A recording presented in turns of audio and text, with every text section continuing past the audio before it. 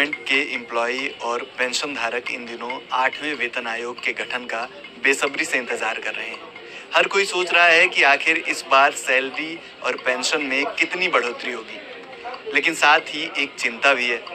क्या 7वें वेतन आयोग की तरह कुछ भत्ते खत्म कर दिए जाएंगे? आइए इस सारे सवाल का जवाब हम आपको आसान भाषा में समझाते हैं। नमस्कार, मेरा नाम है निशांत मिश्रा और आप देख रहे हैं एनडीटीवी इंडिया। 7वें वेतन आयोग में क्या हुआ था? 7वां वेतन आयोग 2016 में लागू हुआ था। इसमें करीब 196 भत्तों का रिव्यू किया गया। इनमें से कई भत्ते एक जैसे थे या उनका इस्तेमाल कम हो चुका था। आयोग ने 52 भत्तों को खत्म करने और 36 को दूसरे भत्तों में मिलाने की सिफारिश की। सरकार ने कई भत्ते बंद कर दिए, कुछ के नाम और स्ट्रक्चर बदले। इसका मकसद सैलरी स्ट्रक्चर को इजी और ट्रांसपेरेंट बनाना था। फिटमेंट फैक्टर 2.57 रखा गया, जिससे औसत सैलरी 23.55% की बढ़ोतरी हुई। न्यूनतम बेसिक सैलरी 7,000 से बढ़कर 18,000 रुपए हो गई।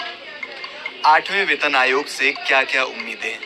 फाइनेंशियल एक्सप्रेस की एक रिपोर्ट के अनुसार एक्सपर्ट का मानना है कि 8वें वेतन आयोग में भी 7वें वेतन आयोग जैसी प्रक्रिया दोहराई जा सकती है। आज डिजिटल सिस्टम और नए एडमिनिस्ट्रेटिव तरीकों की वजह से कई पुराने भत्ते अब जरूरी नहीं रह गए हैं। इन्हें खत्म कर सैलरी स्ट्रक्चर को और आसान बनाया जा सकता है। फोकस बेसिक सैलरी और डीए पर ज्यादा होगा, जबकि छोटे भत्तों को हटाया जा सकता है। फिटमेंट फैक्टर को लेकर बहस तेज हो गई है।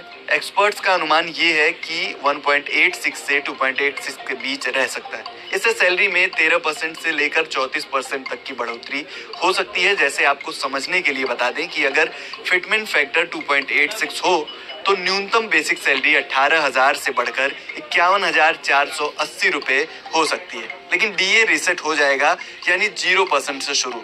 इसके लिए कुल बढ़ोतरी थोड़ा कम लग सकती है। किन भत्तों पर असर पड़ सकता है? आधिकारिक जानकारी तो अभी नहीं आई है, लेकिन अनुमान ये है कि ये भत्ते प्रभावित हो सकते हैं, जैसे कि यात्रा भत्ता, विशेष ड्यूटी भत्ता, छोटे क्षेत्रीय भत्ते, पुराने विभागीय भत्ते जैसे टाइपिंग या क्लर्कियल अलायंस। इन्हें हटाने का मकसद सैलरी स्ट्रक्चर को आसान बनाना है, लेकिन अगर भत्ते कम भी हों तो इसका मतलब कुल इनकम घटना नहीं। सरकार आमतौर पर बेसिक सैलरी या डीए बढ़ाकर संतुलन बनाती है। पेंशन धारकों को भी फायदा मिलेगा, क्योंकि पेंशन बेसिक सैलरी और डीए पर आधारित होती है। कर्मचारियों पर क्या असर पड़ेगा?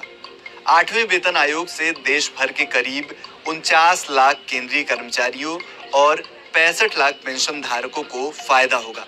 अगर भत्ते कम किए जाते हैं तो कुल कमाई पर असर पड़ेगा, लेकिन बेसिक सैलरी बढ़ने से बैलेंस हो जाएगा।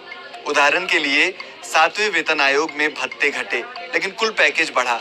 पेंशनर्स के लिए न्यूनतम पेंशन 9,000 से बढ़कर 20,500 से लेकर 25,740 रुपए तक हो सकती है।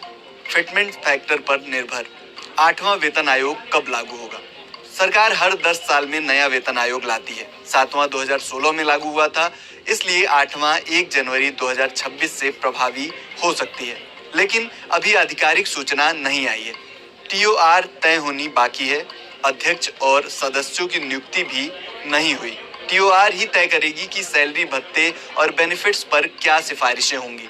बदलाव 2028 तक नजर आ सकते हैं, लेकिन असर 2026 से माना जाएगा। अगर देरी हुई तो एरियर्स भी मिलेंगे। 8वें वेतन आयोग में सैलरी कितनी बढ़ेगी? 7वें आयोग में फिटमेंट फैक्टर 2.57 था, जिससे 23.55% की बढ़ोतरी हुई। 6वें वेतन आयोग में 1.86 था। अब एक्सपर्ट्स का अनुमान है कि ये फिटमेंट फैक्टर 1.83 से लेकर 2.86 के बीच रहेंगे। इससे सैलरी में 13% से लेकर 34% तक का इजाफा हो सकता है।